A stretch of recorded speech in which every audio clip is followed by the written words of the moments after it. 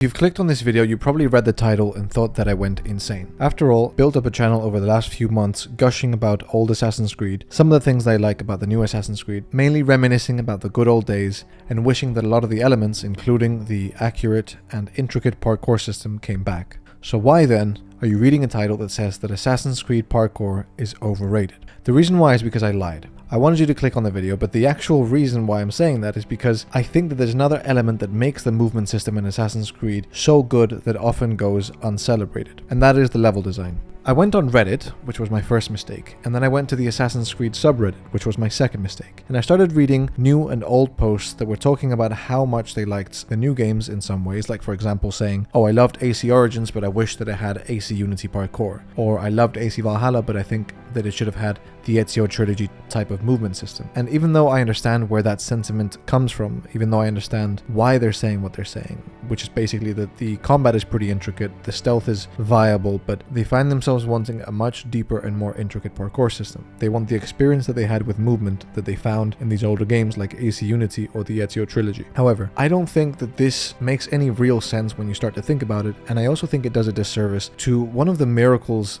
that Assassin's Creed 1 performed that was then carried on by most of the Assassin's Creed games that came afterwards, which was its insanely unreal level design. If you truly were to put, let's say, Assassin's Creed Unity's parkour system or the Ezio Trilogy's parkour system into Assassin's Creed Origins, you'd likely have a horrible movement system, because AC Origins is not built for an intricate parkour system. The land is often vast and wide open with very little verticality. There's not a lot of distance between the buildings, and when there is, it's too big for any sort of jumps to be made. There's no real dedication to lining up beams or parkour starters or any sort of parkour lines that you can find throughout the city that a player can happily start and finish knowing that the game designer laid it out for them. The city design, the world design is not built for that sort of parkour. So when people say that they want AC Unity parkour to come back, when people say that they want the Ezio Trilogy parkour to come back, they're missing a huge component of this that would make all of these movements, all of these mechanics completely useless and not fun if it wasn't there. I promise you that I could give you back the side ejects, the animation cancellation, I could give you back catch ledge, and you still wouldn't have the parkour system that we had in the older games, because a huge portion of that is the level design. So let's have a look at the best 3 cities when it comes to level design, in my opinion, within the franchise. In my opinion, those are Assassin's Creed 1's Damascus,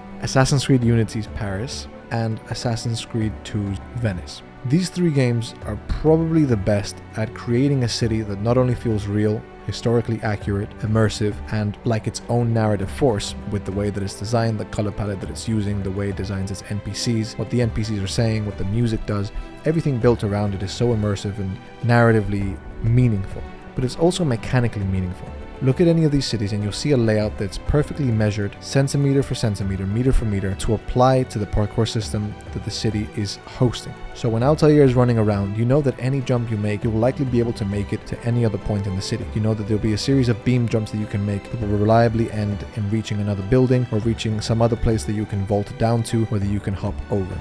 Level design is the reason why all of this works so well. And it's the same thing with Assassin's Creed 2 in Venice. It's a city that a lot of people found very frustrating because a lot of people found that they were just falling to their death, falling to the water, or not being able to properly navigate the city without just reaching some sort of frustration and fail state. And I think that's a different problem that AC2's Venice has, which is that Ubisoft generally doesn't really tutorialize or educate you on the parkour system. So you're more likely to make mistakes, and those mistakes in AC2's Venice are more punishing. But for anyone who's taken the time to understand and learn the intricate parkour system, Venice rewards you for that understanding. Venice rewards you for that investment that you have in its parkour system by giving you so much optionality, so much risk, and so many places in the city that allow you to reach that state of flow. It's one of the most vertical cities in the franchise. It's one of those cities where throughout all of that verticality, you have multiple levels of altitude that you can run at, whether it's at the ground floor, in the middle of the buildings, or on the rooftops, and you can interchange between those seamlessly because of how good the level design is. And it's the same thing in Assassin's Creed Unity's Paris. Now, this last example is a little bit more controversial because the parkour system, to a lot of people, isn't actually good. It's very pretty, it has some of the best animations in gaming, full stop, but I really don't believe that it's a unanimous agreement from the entire Assassin's Creed community that this parkour system works. What I will argue is that Paris's design for that parkour system is flawless. Whenever you're running around the rooftops or, again, throughout any level in its verticality, You have a multitude of options at any point that will allow you to change altitude, direction, speed, or style at any given point. And that, in my opinion, is a well-designed city when you have a parkour system that facilitates that. For those who don't know, Assassin's Creed Unity's parkour system is basically divided into 3 general directions. When you're playing a game, you can hold down parkour up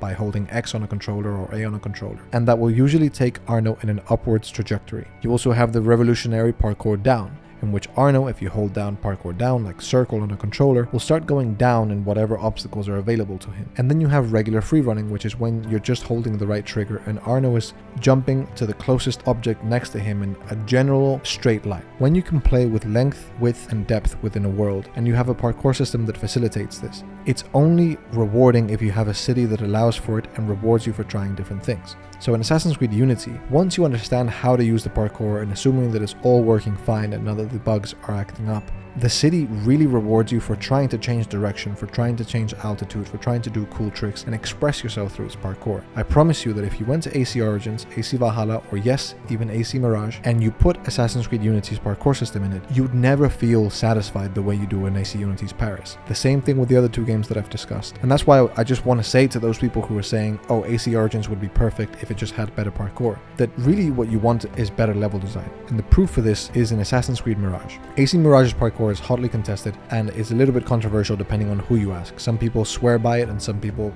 hate it. But what we can all agree is that it's a mildly improved version of the RPG trilogy parkour, which is not good parkour. However, because AC Mirage's level design is leagues above every other RPG game, you can extract so much more from this mildly improved parkour. Even though you're having the same auto-navigate when you're just pressing the same button and doing the same things, it's much more rewarding, much more stimulating because you're making many more choices per second at many different levels in the verticality of the level, and that's simply because of the level design. When people say that AC Mirage's parkour is amazing, half of that job, or in my opinion 80% of that job, is done by what Ubisoft Bordeaux did when designing Baghdad. Baghdad is a city that has been thought out and cared about at every single level. They paid attention to the details, they paid attention to how they can create parkour lines within the city that you can just find or invent. And this is the key when you're trying to design a game that's not only rewarding and easy to play because it's a generally casual player base that plays Assassin's Creed, but it also wants to reward players who invest more time into learning the parkour system. That means that you don't only have to give players an obvious parkour line where you just look down a street and you can see exactly where you're supposed to go jumping from object to object, but you also have to give enough